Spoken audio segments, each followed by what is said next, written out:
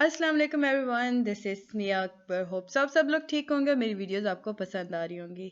आज ही हम लोग एक नए सफ़र की तरफ चल रहे हैं, यानी वी यू की दुनिया में एक नए सब्जेक्ट को पढ़ेंगे जो कि है डेटा कम्युनिकेशन CS601। आगे बढ़ने से पहले कुछ मैं आपको इसकी डिटेल्स बता दूं। इस वीडियो में बेसिकली हम हर वो इम्पॉर्टेंट चीज़ जो कि पेपर के पॉइंट ऑफ व्यू से काफ़ी ज़्यादा इम्पॉर्टेंट है उसे डिस्कस करेंगे। ये आपके अपडेटेड हैंडआउट्स हैं, यानी कि आजकल जो आप वीडियोस देख रहे हैं वी यू पर भी और नेट पर भी, तो ये उसमें से हैं, यानी कि वी यू की ही बेसिकली वीडियोस का मैंने कंबाइन कर दिया। इसमें हम हर उस इम्पॉर्टेंट लाइन को डिस्कस करेंगे जो कि MCQ रिलेटेड काफ़ी इम्पॉर्टेंट होगी और शॉर्ट और लॉन्ग वाइज भी काफ़ी इम्पॉर्टेंट होगी। बहुत सारे बच्चों को इशू आ रहा है इस सब्जेक्ट में, तो हम इसे बिल्कुल सिंपल टू द पॉइंट हर चीज़ क्लियर कर देंगे इस वीडियो में। तो चलें जी, अपनी वीडियो को शुरू करते हैं। हम पावर पॉइंट्स को साथ लेके चलेंगे। ये आपका चैप्टर नंबर 1 है, यानी टॉपिक नंबर 1 से 17 तक पावर पॉइंट्स हैं। जो चीज़ें यहाँ डिस्कस पावर पॉइंट में नहीं दिखाएंगे वो ये हम हैंड आउट से करेंगे चेक, और मैं आपको हर चीज़ के बारे में सही क्लियर बताऊंगी और मैंने हर उस चीज़ को अंडरलाइन किया जो कि आपके पेपर में आ रही है। तो चलिए शुरू करते हैं। Introduction to data communication. सबसे पहले हमारे पास डेफिनेशन आई है जी, what is communication? Sharing of information is called communication. अब वो लोकल भी हो सकती है, रिमोट भी हो सकती है। फिर हम चलते हैं जी टेली कम्युनिकेशन। कम्युनिकेशन जो डिस्टेंस पे होती है ना, उसे हम टेली कम्युनिकेशन कहते हैं। अब इसमें टेलीफोनी आ गया, टेलीग्राफ आ गया, टेलीविजन्स आ गया। और डेटा कम्युनिकेशन को अगर हम बात करें या इसकी डेफिनेशन की तरफ चलें तो हमें पता चलेगा कि exchange of data between two devices by some form of transmission medium. किसी भी डेटा के एक्सचेंज, अब वो किसी भी मीडियम को यूज़ करते हुए काम किया जाए, तो यानी कि एक्सचेंज किया जाए किसी भी डेटा को, उसे डेटा कम्युनिकेशन कहा जाता है। अगले पावर पॉइंट पे जाने से पहले हम ज़रा थोड़ी सी डिटेल देख लेते हैं जो कि आपके पेपर के पॉइंट ऑफ व्यू से काफ़ी इंपॉर्टेंट थी। हमने बात की जी डेफिनेशन की। हमने कहा कि कोई चीज़ भी इंफॉर्मेशन, किसी भी चीज़ की इंफॉर्मेशन शेयर करना वो डेटा कम्युनिकेशन के अंदर आएगा, या कि वो लोकल भी हो सकता है या कम्युनिकेशन के अंदर आता है, या रिमोट भी हो सकता है। यहाँ पर हम ज़रा डिटेल में देख लेते हैं डेटा कम्युनिकेशन को। अब यहाँ लोकल और रिमोट तक तो हमने बात की। एक और इम्पॉर्टेंट पॉइंट ये था कि when we refer to computer system, data is represented in the form of binary units. याद रखें, ये आपके MCQs और ये आपके पिछले पेपर्स में काफ़ी ज़्यादा आया हुआ था। जब भी हम डेटा को हम जब भी कंप्यूटर सिस्टम के बारे में बात करते हैं तो हमें पता होना चाहिए कि डेटा जो होता है वो रिप्रेजेंट करता है बाइनरी यूनिट्स के अंदर, यानी बिट्स के अंदर बात होती है। अब वो दो तरह के होते हैं जी, ज़ीरो और वंस, यानी 0s एंड 1s। ये होते हैं जी ज़ीरोज़ और वंस। इसके बाद ही हमारे पास प्रॉपर डेफिनेशन आ गई डेटा कम्युनिकेशन की। अगर आपके पास 3 मार्क्स का क्वेश्चन आता है या 5 मार्क्स का, तो बेसिकली आप इसकी ये डेफिनेशन लिखेंगे। Data communication is the exchange of data in the form of zeros और 1s बिटवीन टू डिवाइसेस, यानी कि computer was some form of the transmission medium. Hopes आपको समझ आया होगा। अब बात करते हैं जी लोकल क्या होता है। जब भी हम बात करते हैं किसी एक बिल्डिंग के अंदर किसी एक जियोग्राफिकल एरिया जो रिस्ट्रिक्टेड होता है, अगर कोई डेटा ट्रांसफ़र हो रहा है तो वो लोकली डेटा ट्रांसफ़र होगा। रिमोट, अब रिमोट की अगर हम बात करते हैं ना, तो हम कहेंगे कि data communication is consider remote if the devices are further apart. अब प्रॉपर अगर हम ये दोनों चीज़ें देख के चलें तो एक और हमारे पास डेफिनेशन आती है। आप प्रॉपर अगर मेरे पॉइंट ऑफ व्यू से बात करते हैं या आपके सर की भी, तो उन्होंने यही कंप्लीट आपको डेफिनेशन दी है। अदरवाइज ये आपकी इंफॉर्मेशन के लिए इम्पॉर्टेंट था कि for data communication to occur the communicating devices must be a part of communication system. ये आपके MCQs में था। मेड अप ऑफ, अब वो कम्युनिकेशन सिस्टम किस चीज़ से बने होंगे? Some specific kind of hardware and software. क्या क्या चीज़ें इंपॉर्टेंट होनी चाहिए डेटा कम्युनिकेशन सिस्टम के अंदर तो इफ़ेक्टिव बनाने के लिए? पहला है जी delivery, second is accuracy, third is timeliness, यानी कि बेटर नेवर देन लेट। अब ये आपकी एग्जांपल्स दी गई हैं जी पावर पॉइंट में। हम फिर उसकी तरफ भी चलेंगे। यहाँ पे हमारे पास सिंपल कम्युनिकेशन मॉडल आ गया क्योंकि हम दोनों साथ लेके चलेंगे। Work station, modem and servers. अब ये पब्लिक टेलीफोन नेटवर्क का आपको एग्जांपल दी गई है, इसे थोड़ा सा डिस्कस हम अगली बात पे करते हैं। अब यही बात जो मैंने अभी आपको बताई थी, डिलीवरी एक्यूरेसी टाइमलाइन है और जिटर। अब हम चलते हैं जी, ये सारी चीज़ें देखकर। बेसिकली डेटा कम्युनिकेशन सिस्टम है 5 कंपोनेंट्स। अब वो 5 कंपोनेंट्स कौन कौन से हैं? पहला है जी message, second is sender, third is receiver, fourth is medium, fifth is protocol. 5 components हैं, याद रखिएगा, message, sender, receiver, medium, protocol. अब हम सेपरेट सेपरेट सबको देख लेते हैं। मैसेज में बेसिकली होता क्या है? इंफॉर्मेशन और डेटा टू बी कम्युनिकेटेड। अब कोई भी इंफॉर्मेशन भी हो सकती है जिसे हम कम्युनिकेट कर रहे होते हैं, या कोई डेटा भी हो सकता है। अब ये सारी चीज़ें टेक्स्ट में भी हो सकती हैं, नंबर के अंदर भी हो सकती हैं, वीडियो के साथ भी हो सकती हैं, और किसी भी कम्बिनेशन ऑफ दोनों को मिला के भी हो सकता है। यानी टेक्स्ट और नंबर भी हो सकता है, नंबर और वीडियोस भी हो सकते हैं। तो ये आप याद रखिएगा, ये जो मैसेज होता है ये कम्युनिकेशन करता है थ्रू टेक्स्ट, नंबर, वीडियो और एनी कम्बिनेशन ऑफ दीज। अगर हम इन शॉर्ट बात करें, in short anything that can be represented using binary bit. हर उस चीज़ को ये कम्युनिकेट करेगा मैसेज जो कि बाइनरी बिट को रिप्रेजेंट कर सकती है। अब मिसाल के तौर पर इसके अगर हम एग्जांपल्स पे जाएंगे तो फाइल्स, हम कहेंगे जी file meaningful collection of record होता है। डेटा इंफॉर्मेशन रिक्वेस्ट क्या होता है जी? पहले हम एग्जांपल देख लेते हैं। फाइल्स को कर सकते हैं, डेटा इंफॉर्मेशन रिक्वेस्ट भेज सकते हैं, रिस्पॉन्स होगा, स्टेटस मैसेज होगा, कंट्रोल मैसेज और करस्पॉन्डेंस होगा। अब फाइल में क्या हो सकता है जी? मीनिंगफुल कलेक्शन ऑफ रिकॉर्ड हो सकता है, डेटा बेस क्यूरीज हो सकती हैं, वेब पेज रिक्वेस्ट हो सकती है, रिस्पॉन्स। अब जब ये दोनों चीज़ें चली गई तो रिक्वेस्ट और कमांड, रिस्पॉन्स आएगा कि आया इसने रिक्वेस्ट किया है, ये कमांड दिया है, या कोई एरर है मैसेज के अंदर। स्टेटस के नेटवर्क फंक्शन स्टेटस क्या है। अब जब कंट्रोल मैसेज की तरफ चलते हैं तो इसमें बताएगा कि transmitted between network devices to control network traffic. अब ये देखिए जी, हमारे पास 5 चीज़ें आ गई, 6 हैं आई थिंक। पहला है request, second response, file, status, control, correspondence. इसके बाद ही हम डायरेक्ट चलते हैं सेंडर पर। अब सेंडर का मतलब देखिए, नाम से जाहिर है कि कोई भी ऐसी डिवाइस जिसने डेटा मैसेज को सेंड किया। अब वो कंप्यूटर भी हो सकता है, वर्क स्टेशन भी हो सकता है, वीडियो कैमरा भी हो सकता है। हम पहले भी डिस्कस कर चुके हैं कि डेटा जो होता है वो sender might not be an appropriate format for the transmission medium we will need to be proceeded. इसके बाद ही रिसीवर आता है। अब डिवाइस जो होती है जो रिसीव करेगी उस मैसेज को, अगेन कोई कंप्यूटर भी हो सकता था, वर्क स्टेशन भी था, टेलीविजन भी हो सकता था। At time, the data received from the transmission medium may not be in a proper form to be supplied to the receiver and it must be proceeded. तो ये सारी चीज़ें यहाँ थी जी इम्पोर्टेंट। फिर हम मीडियम की तरफ चलते हैं। Physical path that a message uses to travel from sender to the receiver. अब कौन सा फिर मीडियम में हम बात करते हैं, वो फिजिकल पाथ जिसे मैसेज यूज करता है ट्रैवल करने के लिए सेंडर टू रिसीवर। ये आपके एमसीक्यूज में था और ये काफ़ी इंपॉर्टेंट था। अब आपसे पूछा गया था कि वो मैं आपको एक और 5 मार्क्स क्वेश्चन बताती हूँ। कैन बी कॉपर केबल, याद रखिए मीडियम कोई कॉपर केबल भी हो सकती है जो टेलीफोन में यूज़ होती है, कोएक्सियल केबल भी हो सकती है जो केबल टीवी होती है, फाइबर ऑप्टिक केबल भी हो सकती है, लेज़र और रेडियो वेव्स हो सकती हैं। व्हाट आर वायरलेस मीडियम, ये आपके पास क्वेश्चन था, तो इसमें लेज़र और radio waves are the wireless medium. 2-3 marks का आपका ये क्वेश्चन था, ये काफ़ी दफ़ा आया और ये रिसेंटली पेपर्स में आया है। We will see the data needed to be transferred in the form of electromagnetic signal and the transmission medium should be capable of carrying these EM signal. EM mean electromagnetic signal. अच्छा guys, मैंने काफ़ी ज़्यादा आपकी मेहनत की है इस subject पर। काइंडली मेरे चैनल को लाइक और सब्सक्राइब जरूर कीजिएगा, और अगर पसंद आता है तो कमेंट कीजिएगा और अपने दोस्तों के साथ शेयर भी कीजिएगा ताकि उन सबका भी भला हो सके। तो ट्रांसमिशन मीडियम ये था जी आपका 5 मार्क्स का क्वेश्चन। अभी रिसेंटली जो मिड टर्म गुजरे थे आपके, उसमें मीडियम आपको कहा गया था कोई से 5 मीडियम बता दें। अच्छा, इसी में से आपके 3 एमसीक्यूज भी आए हुए थे उसी पेपर्स में। यानी कि मैंने आपके 5-6 पेपर्स देखे थे, उनमें ये क्वेश्चन रेगुलर बेस पे आया हुआ था।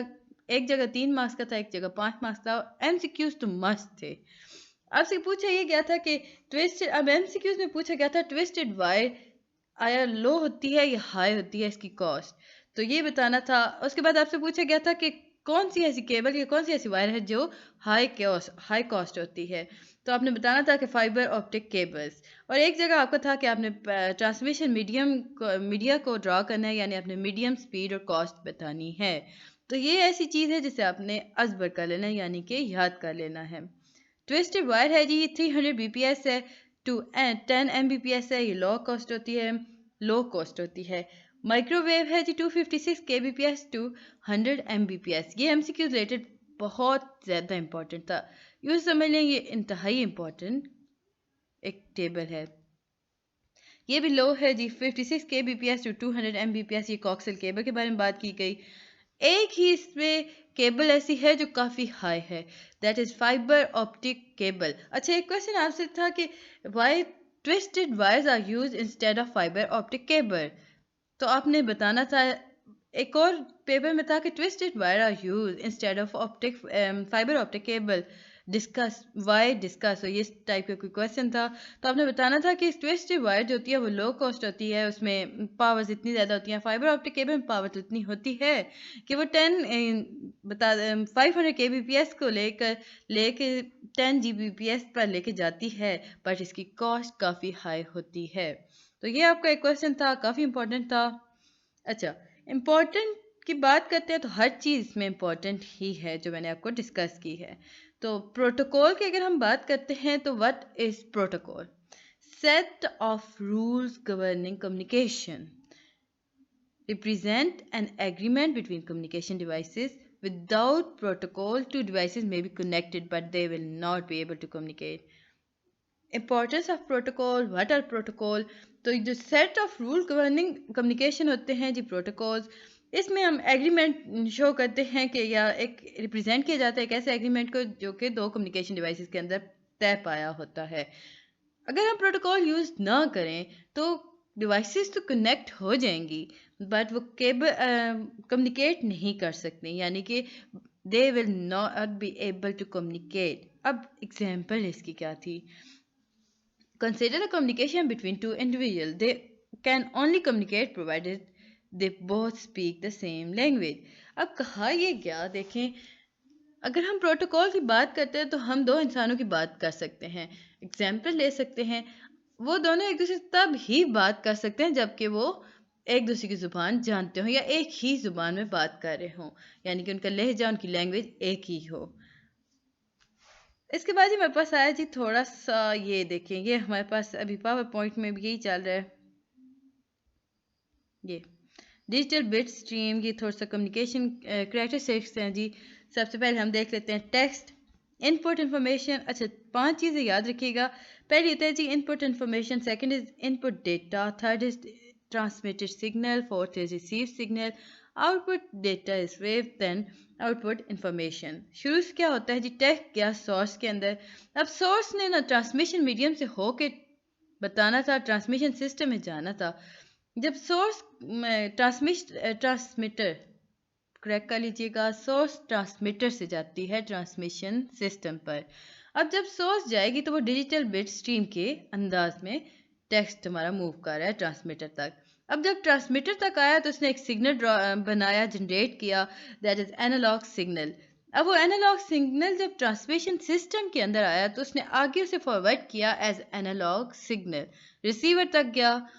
एंड जब रिसीवर तक वो पहुंचा तो आगे डेस्टिनेशन थी। अब दोबारा टेक्स्ट बनने के लिए उसे डिजिटल बिट स्ट्रीम के रूप में लाया गया, कन्वर्ट कर दिया गया जी सिस्टम के अंदर, तो वो दोबारा टेक्स्ट के थ्रू हमें नज़र आना शुरू हो गया, यानी जो बात बताई गई थी। अब ये चीज़ जी यहाँ पे बताई गई। अच्छा, यहाँ पे थोड़ा सा रह गया था कि character string is buffered in main memory as a sequence of bit जी। याद रखिए करैक्टर स्ट्रिंग्स कब बफर करते हैं, जबकि मेमोरी या मेन मेमोरी के अंदर जो सीक्वेंस होता है ना बिट का जी, वो चेंज हो जाए।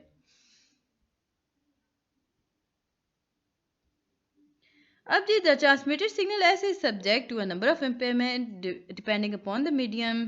तो ये सारी चीज़ें यहाँ पे डिस्कस कर देंगे, ये इतनी इंपॉर्टेंट नहीं थी, तो हम आगे बढ़ते हैं जी। अब हम चलते हैं जी अपनी पावर पॉइंट की तरफ, क्योंकि वहाँ से भी हम साथ साथ कर रहे हैं। हम लोगों ने 5 कंपोनेंट्स देख लिए। इसके बाद जी हम देखते हैं प्रोटोकॉल्स की तरफ पढ़ते हैं। प्रोटोकॉल बेसिकली रूल्स आपको बताए गए। रूल्स प्रोटोकॉल के क्या हैं? एक सेंडर होना चाहिए, ट्रांसमिशन मीडियम होनी चाहिए और रिसीवर होना चाहिए, और इन सब के दरमियान बहुत इंपॉर्टेंट है मैसेज। अगर हम प्रोटोकॉल के बारे में डिटेल में डिस्कस करें तो हम कह सकते हैं, अच्छा वहाँ बढ़ने से पहले एक और इम्पॉर्टेंट शॉर्ट क्वेश्चन हमारे पास थे जी। Session communication dialog between network user और application, different type of the session for info exchange. फिर इसके बाद ये नेटवर्क की डेफिनेशन आ गई। Interconnected group of computer, what is network? तो आप सेशन की डेफिनेशन भी लिख सकते हैं, और इसके बाद जब नेटवर्क की अगर आपसे पूछी जाती है तो आप कहेंगे कि interconnecting group of computers and communication devices. We will look into it in a little bit. हम थोड़ी देर बाद इसमें बात करेंगे। मैं आपको प्रॉपर नेटवर्क की एक डेफिनेशन दूंगी। Node, a network attach device, या यूं कह लें कि कोई भी node can be any device in the network. Node कुछ भी हो सकता है जी, किसी भी डिवाइस के अंदर या किसी भी नेटवर्क के अंदर किसी भी डिवाइस के साथ जुड़ा हुआ, उसे हम नोड कह सकते हैं।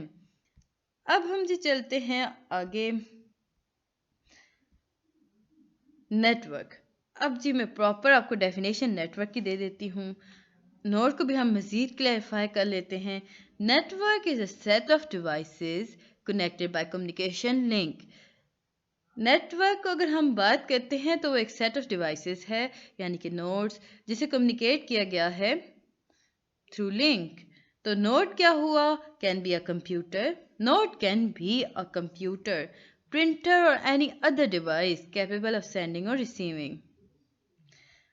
इसके बाद इसमें सोल्यूशन इतना ज़्यादा नहीं था। अब हाँ, अब आपके पास एक और इम्पॉर्टेंट आता है, बट क्लासिफिकेशन ऑफ नेटवर्क। तो हम थोड़ा सा देख लेते हैं जी। यहाँ पे भी हम डेटा पर हैं। आपके पास 2 हैंडआउट्स होने चाहिए थे, क्योंकि एक आपके पास डेटा कम्युनिकेशन का है और डेटा और कंप्यूटर कम्युनिकेशन भी काफ़ी इंपॉर्टेंट था। इसमें आपके थे सारी चीज़ें जी, जो कि मैं आपको इसको लेके चलती हूँ। ये मुख्तलिफ डेफिनेशंस को बताता है और काफ़ी बेहतरीन थी आपकी बुक। ये आपके मिल जाएगी तो डाउनलोड के सेक्शन पे। आप जब अपना LMS ओपन करेंगे ना, तो वहाँ पर आपको मिल जाएंगी ये। IAB stand for internet architecture board. ये एब्रीवेशन था जी। IAB stand for. यहाँ से भी आपके MCQs काफ़ी ज़्यादा आए हुए थे, तो मैंने दोनों को कंबाइन किया, काफ़ी रिसर्च की, काफ़ी वर्क किया इनके ऊपर, और फिर आपके लिए ये वीडियो बना रही हूँ। तो काइंडली मेरी मेहनत को कुछ फल दीजिएगा, यानी कि सब्सक्राइब कीजिएगा और वीडियो को एंड तक देखिएगा, स्किप मत कीजिएगा कोई चीज़ भी। तो IAB what stand for what? तो था जी इंटरनेट आर्किटेक्चर बोर्ड। अब इंटरनेट और इंटरनेट स्टैंडर्ड के बारे में हम थोड़ी सी बात कर लेते हैं। ARPANET, व्हाट इज़ ARPANET, और वो सारी चीज़ें जो यहाँ पे इंपॉर्टेंट थी और आपके पेपर रिलेटेड काफ़ी ज़्यादा थी। The internet is a large collection of interconnected network. Internet क्या है? वो एक large collection of connected network है, all of which use the TCP/IP protocol suite। याद रखिए ये सारे के सारे नेटवर्क जो हैं वो TCP/IP प्रोटोकॉल सूट को यूज़ करते हैं, प्रोटोकॉल को यूज़ करते हैं। The internet began with the development of ARPANET। याद रखिएगा इंटरनेट सबसे पहले कब शुरू हुआ था? जब ARPANET बना था। ARPANET इज़ एजेंसी, तो इसमें वो रिसर्च किया करते थे साइंटिस्ट। तो यूँ ARPANET एक डेवलप की गई, एक यूँ कह लें कि एक ग्रुप का एक नाम दे दिया गया। तो the subsequent support by the defence advance research project agency. और इसे किसने सपोर्ट किया था? बेसिकली इसे डार्पा ने किया था, और DARPA stand for defence advance research project agency. अब ये किस मकसद के लिए बनाया गया था? For the development of additional network to support military users and government contractor. Basically ARPANET को इस्टेब्लिश इसलिए किया गया कि वो सपोर्ट कर सके मिलिट्री यूजर्स को और गवर्नमेंट के कॉन्ट्रैक्टर्स को, यानी कि गवर्नमेंट की भी हेल्प करे और मिलिट्री की भी हेल्प करे। सो इस बुक में से इतना ज़्यादा इंपॉर्टेंट हम लोग निकाले नहीं, क्योंकि इसमें कुछ कुछ था। ISO stand for the international organisation for standardisation. ISO इसे अगर हम हाईलाइट कर दें, इसके बाद ही हम डायरेक्ट पावर पॉइंट पे चलते हैं। Data representation and data flow. अब डेटा जैसे मैंने आपको शुरू में बताया था, वो नंबर भी हो सकते थे, टेक्स्ट भी हो सकते हैं, इमेज भी हो सकते हैं और वीडियो भी हो सकते हैं और ऑडियो भी हो सकता है। यानी कि डेटा जो होता है वो किस अंदाज में फ्लो कराता है अपनी इंफॉर्मेशन को, यानी फॉर्म ऑफ इंफॉर्मेशन क्या हो सकती है। ये आपके पास 5 हैं जी। First is text, second is number, third is image, fourth is audio and fifth is video. इसके बाद ही हम लोगों ने बात की data flow between two devices. One is simplex, half duplex और फुल डुप्लेक्स। अब सिंप्लेक्स और हाफ डुप्लेक्स और फुल डुप्लेक्स की प्रॉपर डेफिनेशन करते हैं, बट मैं आपको सिंपल से डिफाइन कर देती हूँ। हम प्रॉपर डेफिनेशन में देखेंगे, so don't worry. Main frame से मॉनिटर की तरफ अगर वन वे डायरेक्शन है तो वो सिंप्लेक्स है, यानी कि फ्लो कर रहा है डेटा सिर्फ एक वे पर, मेन फ्रेम से जा रहा है मॉनिटर पर, वापस नहीं आ रहा, तो वो सिंप्लेक्स डेटा है, यानी एक वक्त में एक ही डेटा मूव कर रहा है। बट हाफ डुप्लेक्स में होता ये है कि एक बार में एक डेटा जाता तो है, but at that time, second time पर वो डेटा वापस भी आ सकता है। यानी यहाँ से मैसेज सेंड तो हो रहा है, तो इसने रिसीव किया, इसने दोबारा सेंड कर दिया दूसरे वक्त में या थोड़ी देर बाद। बट यहाँ ये होता है कि यहाँ सिंपल मैसेज सेंड होता है, रिसीव करता है और काफ़ी देर बाद वो फिर दोबारा वापस भेजेगा, और वापस जब भेजेगा तो दोबारा सेंड रिसीव नहीं करेगा उस टाइम पर।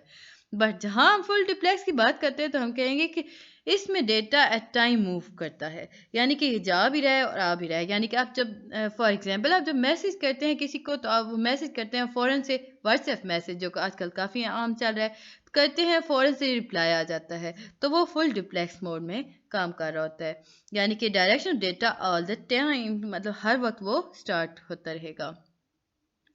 इसके बाद हम देखते हैं फुल डुप्लेक्स और हाफ डुप्लेक्स के बारे में। हाफ डुप्लेक्स में हम देखेंगे,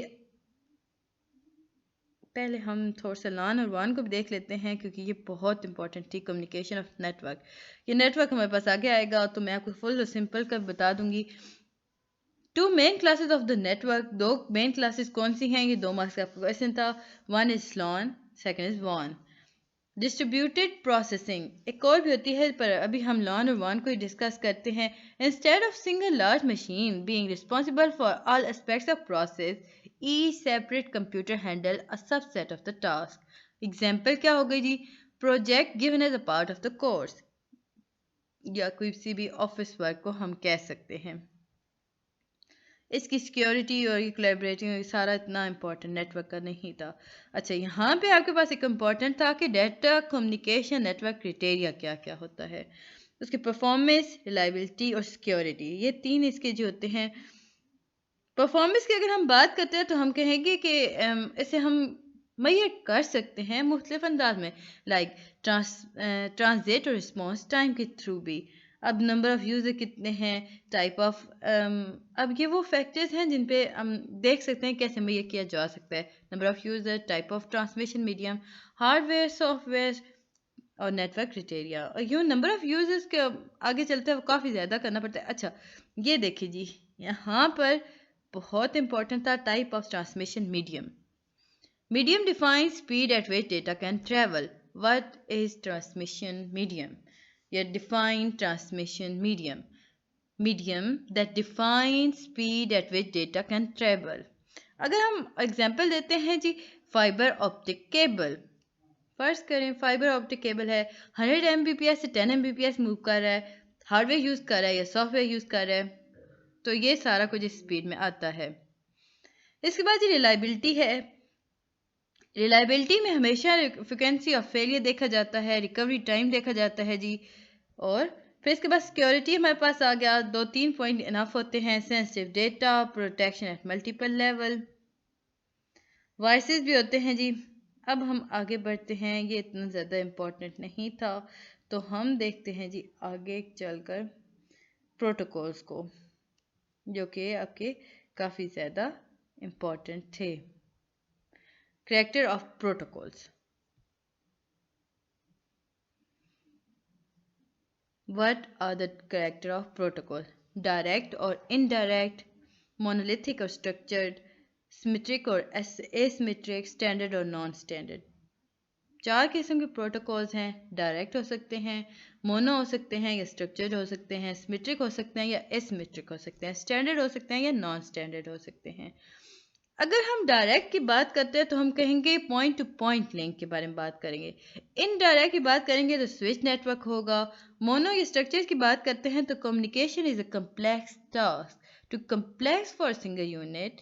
structure design break down problem into smaller unit, यानी कि लेयर स्ट्रक्चर बना देता है। What is symmetric? Communication between peer entities. अब पीर एंटिटीज के अंदर जो काम हो रहा होता है, वो कम्युनिकेट हो रहा होता है, वो सिमेट्रिक होता है। अगर एसिमेट्रिक की बात करते हैं तो क्लाइंट और सर्वर के बारे में बात करेंगे। इसके बाद जी मैं आपको प्रॉपर प्रोटोकॉल की डेफिनेशन बताती हूँ, क्योंकि ये बहुत आगे पीछे से आपका आया हुआ है। टोपोलॉजीज, अच्छा यहाँ पे हमारे पास ये टोपोलॉजीज आ गई जो काफ़ी ज़्यादा इंपॉर्टेंट टोपोलॉजीज थी। ये आपके लेक्चर नंबर 1 पे है सारा का सारा, यानी 1 to 17 टॉपिक कवर हो रहे हैं, वीडियोस चल रहे हैं। हम थोड़ा सा साथ साथ सिर्फ देख के चलते हैं। Network, interconnection of set of devices capable of communication. Host, connecting devices. दो किस्म डिवाइसेस हो सकती थी, होस्ट और कनेक्टिंग डिवाइसेस। नेटवर्क क्राइटेरिया क्या था? वही जो बात मैंने आपको बताई कि परफॉर्मेंस होगा, थ्रूपुट होगा, डिले होगा, रिलायबिलिटी होगी और सिक्योरिटी होगी। अब 3 क्राइटेरिया हैं जी, परफॉर्मेंस, रिलायबिलिटी और सिक्योरिटी। यही चीज़ें हम अभी काफ़ी डिटेल में डिस्कस कर चुके हैं, होप्स आपको समझ आ रहा होगा। फिजिकल नेटवर्क एट्रीब्यूट क्या होते हैं? याद रखें, लिंक और type of connection. Point to point और मल्टी पॉइंट, दो किस्म के हमारे पास कनेक्शन की टाइप आते हैं। ये नेटवर्क या फिजिकल स्ट्रक्चर की बात करें। अब बताती हूँ मैं आपको पॉइंट टू पॉइंट होता क्या है और मल्टी पॉइंट क्या होता है।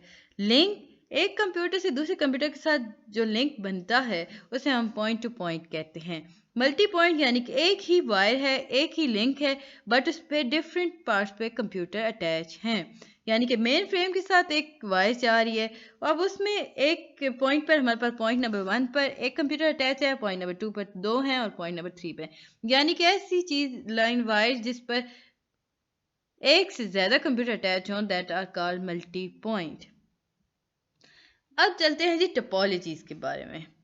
फिजिकल लेआउट ऑफ नेटवर्क होता है link plus node is equal to topology. Topology में क्या क्या होगा? लिंक होंगे और नोड होंगे। अब फिजिकल टोपोलॉजीज कौन कौन सी होंगी? मैश टोपोलॉजी, स्टार टोपोलॉजी, बस और रिंग्स टोपोलॉजी। ये आपकी टोपोलॉजी काफ़ी ज़्यादा इंपॉर्टेंट थी। अब देखिए यहाँ पे टोपोलॉजी का आपको एक डायग्राम बना के दिखा दी गई जी। मैश, स्टार, रिंग, बस, ये टोपोलॉजीज हैं। अब मैश टोपोलॉजी क्या है? अब हम इसकी जी मैश डायरेक्ट जाके हैंडआउट से देखते हैं प्रॉपर डेफिनेशन, जो कि आपके काम आएगी। दो डेफिनेशन थी टोपोलॉजी की, तो हम इसे शॉर्ट वन पे लेते हैं। जो टोपोलॉजी डिफाइन द फिजिकल और logical agreement of links in a network, यानी link plus node is equal to topology. अब आप ये तो लिखेंगे तो आपके मार्क्स 3 में से 1 ही आएगा, क्योंकि है तो ठीक बट इनकम्प्लीट है। तो कंप्लीट इसका ये है जी, टोपोलॉजी डिफाइन द फिजिकल और लॉजिकल एग्रीमेंट और लिंक इन अ नेटवर्क। अब जी ये मैश और स्टार ट्री और बस रिंग टोपोलॉजी है। थोड़ी सी वीडियो लेंथ हो जाएगी, बट ये आपके लिए काफ़ी ज़्यादा इम्पॉर्टेंट थी। पीर टू पीर टोपोलॉजीज क्या होती हैं जी? वो डिवाइसेस शेयर करती हैं जो लिंक को इक्वली। प्राइमरी सेकेंडरी में होता है, एक डिवाइस कंट्रोल करती है ट्रैफिक को और दूसरी ट्रांसमिट करती है इसके अंदर से। अब चलते हैं mesh topology. Every device has dedicated a point-to-point link to every other device. याद रखें, मैश टोपोलॉजी में ऐसा होता है कि हर device point to point link करती है दूसरी डिवाइस के साथ। यानी कि अब ये देखें, अब उसने एक स्टेशन से दूसरे स्टेशन से लिंक किया, दूसरे ने तीसरे से किया, यूं करके फिर ये एक दूसरे का स्पेसिफिक लिंक बनाती हैं हर डिवाइसेस में। अब डेडिकेटेड का क्या मतलब हुआ? Mean that the link carries traffic only between the two devices. इसमें लिंक जो होता है वो दो डिवाइसेस को कैरी कर सकता है। और इसके एन डिवाइसेस होते हैं, इसका फार्मूला याद रखिएगा, n-1 n-1 IO port must have. मतलब इसका जो फार्मूला अगर हम कैलकुलेशन में लेते हैं तो n कोई भी लिंक हो सकते, कितने लिंक्स होंगे ना, देखें 1 2 3 4 एंड 5 लिंक है ना हमारे पास, 5 नोड बन रहे हैं। तो आप इसे करेंगे जी 5n-1, तो 5-1 डिवाइडेड बाई 2, तो ये हो जाएगा आपके पास 10। और 5-1 नंबर ऑफ IO पोर्ट्स होंगे, तो हम n-1 पे बात करेंगे। तो इसमें हमारे पास 4 आएंगे। अब एडवांटेजेस है इसके जी, use of dedicated link guarantees, इतना ज़्यादा इसके इंपॉर्टेंट एडवांटेजेस नहीं थे जिसे हम डिस्कस करते। इसके बाद ही हम चलते हैं स्टार टोपोलॉजी। अब स्टार टोपोलॉजी में हब यूज़ होता है, याद रखिएगा वो कौन सी डिवाइस है जिसमें हब यूज़ होता है, पॉइंट टू पॉइंट लिंक होता है, तो इसे सेंटर कंट्रोलर हब यूज़ करते हैं। इसमें डिवाइसेस जो होती हैं वो डायरेक्टली एक दूसरे के साथ कनेक्ट नहीं होती, बल्कि ये एक हब यानी कि एक कंट्रोलर के साथ एक्सचेंज करती हैं अपनी इंफॉर्मेशन, यानी कि अटैच होती हैं। इसके एडवांटेजेस हैं जी, थोड़ी केबलिंग होगी, लेस एक्सपेंसिव होगा मैश टोपोलॉजी से, इसके आईओ पोर्ट्स एक होंगे, एक ही लिंक होगा, तो इजी इंस्टॉल होगा, रिकॉन्फ़िगर होगा, यूँ ये सारा कुछ चलेगा। डिसएडवांटेजेस, आपने एक ही डिसएडवांटेजेस जरूर लिखना होता है। तो ऑल दो cabling requires far less than mesh, still each node must be connected to hub, so cabling is still much more than some other topology. अब स्टार टोपोलॉजी की वेरिएशन है, ये इतनी इंपॉर्टेंट नहीं थी। Central hub in tree topology अगर हम बात करते हैं तो हम कहेंगे कि in tree topology is active hub. Central hub क्या है जी ट्री टोपोलॉजी में, वो हब है। फिर एक्टिव हब कंटेन रिपीटर, अब उसमें रिपीटर आते हैं। तो यहाँ पे हम चल के देखते हैं जी ट्री टोपोलॉजी को।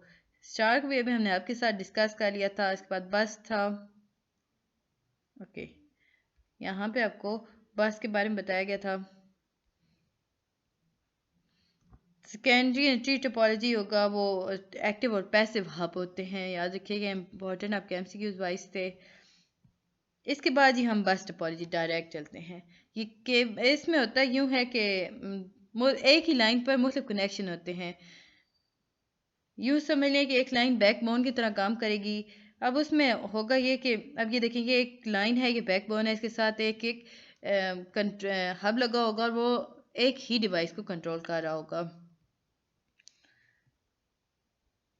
इसके बाद ये एडवांटेजेस, इजी टू इंस्टॉल होता है, सारी इजी टू हैं, डिफ़िकल्ट रिकॉन्फ़िगरेशन होती है जी इसकी। इसके बाद रिंग टोपोलॉजी, काफ़ी इंपॉर्टेंट टोपोलॉजी थी जी। Each device has point to point dedicated link with only two devices on either side. A signal is passed in the ring in one direction from device to device until it reaches its destination. Each device has repeater incorporated. इसमें होता यह है कि हर device जो होती है वो पॉइंट टू पॉइंट, अब हम रिंग टोपोलॉजी को कर रहे हैं। अब इसमें होता यह है कि हर डिवाइस जो होती है ना वो point to point dedicate link use करती है, जिसके साथ सिंपल दो ही कंप्यूटर अटैच होते हैं। किसी भी साइड पे हो सकते हैं, देखिए यहाँ से यहाँ तक इससे अटैच किया और इसने यहाँ से यहाँ तक इसे अटैच किया, तो यूँ ये मूव करती है। इजी टू इंस्टॉल होता है जी। यूनि डायरेक्शन ट्रैफिक इसमें होती है, ये याद रखिएगा, यूनि डायरेक्शन ट्रैफिक इसमें होती है। एक और इम्पॉर्टेंट टोपोलॉजी थी आपके पास जी, हाइब्रिड। अब इसमें होता क्या है, ये वो टोपोलॉजी है जो इनके सब की यूँ कह लें इन सब का हाउस है, यानी कि इसमें हर चीज़ होगी हाइब्रिड टोपोलॉजी में। स्टार भी होगी, बस भी होगी, रिंग भी होगी। यूं ये देखिए जी, स्टार टोपोलॉजी हब यूज कर रही है, यहाँ पे ये बस बना रही है, अगेन आगे हब एक साथ जोड़कर रिंग बना रही है, और देन अगेन स्टार टोपोलॉजी भी बना रही है। इसके बाद जी हम देखते हैं आगे हमारे पास क्या है। नेटवर्क क्लासिफिकेशन है जी। नेटवर्क कैसे वेरी किया जा सकता है, साइज, जियोग्राफिकल कवरेज, ऑनरशिप, यानी local area network, wide area network. हम पहले डिस्कस कर चुके हैं लोकल एरिया को, फिर भी हम देख लेते हैं जी। Usually privately owned, connected some host in a single office, building or campus, can be as simple as 2 PCS or and a printer in some one home office. ये गाइस मैंने बहुत शॉर्ट करने की कोशिश किया बट नहीं हो रहा क्योंकि आपको ये बहुत इंपॉर्टेंट था। इसके बाद लॉन के बारे में इतना इंपॉर्टेंट नहीं था। वन का हम देख लेते हैं जी। Wide geographic span, than LAN span as a town state. अच्छा, वाइड एरिया नेटवर्क, इसमें नेटवर्क जो कनेक्ट होता है वो वाइडर एरिया होता है, यानी कि आप जियोग्राफिकल थ्रू निकलते हैं, यानी कि हर चीज़ के बारे में आप सही डिस्कस करेंगे। बिल्डिंग से बाहर यानी दूर दराज के एरिया में जो नेटवर्क काम करता है उसे वाइड एरिया कहते हैं। लोकल एरिया यानी आसपास नज़दीक एक बिल्डिंग के अंदर दूसरी बिल्डिंग के साथ जुड़ा हुआ, उसे लोकल एरिया नेटवर्क कहा जाता है। वाइड एरिया नेटवर्क में देखते हैं जी, पॉइंट टू पॉइंट वैन होता है, स्विच वैन होता है और इंटरकनेक्टेड वैन होता है। ये इसकी जो एक था डायग्राम थी जो इतनी ज़्यादा ख़ास नहीं थी, तो आगे चलते हैं जी हम थोड़ा सा स्विचिंग की तरफ। स्विचिंग सर्किट स्विच होता है और एक पैकेट स्विच होता है। दो तरह के स्विचिंग होते हैं जी। First is circuit, second is packet. अब देखिए ये स्विचिंग है जी हमारे पास लो कैपेसिटी लाइंस। ये जो ब्लैक हैं ये लो कैपेसिटी और हाई हैं जी रेड वाली। तो इसमें इतना इम्पोर्टेंट कुछ नहीं था जिसे हम डिस्कस करते हैं। इंटरनेट मैंने आपको शुरू में इसके काफ़ी डिटेल बताई है, फिर भी हम रिवाइज कर लेते हैं। An internet is two or more internet that can communicate with each other. The internet uppercase 1 and is composed of thousands of interconnected network accessing the network. Basically internet is the accessing network. अब देखें एक backbone के through काम कर रहा है। अब provide ये जो बैकबोन है ये नेटवर्क प्रोवाइड कर रहा है। यहाँ कस्टमर नेटवर्क अटैच है, इसके साथ पीरिंग पॉइंट्स हैं, तो यूँ ये काम करता है।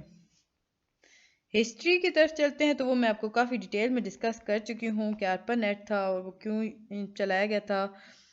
इंटरनेट ड्राफ्ट की बात करते हैं। Request for comment, propose standard, draft standard, internet standard और हिस्टोरिक।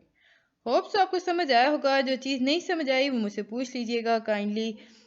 परेशान होने की ज़रूरत नहीं है, इंशाअल्लाह ताला इसके बाद आप हर चीज़ आसानी से अटैम्प्ट कर सकते हैं। तो ये थी आज की वीडियो। मिलते हैं जी नेक्स्ट वीडियो में, तब तक के लिए अल्लाह हाफिज़।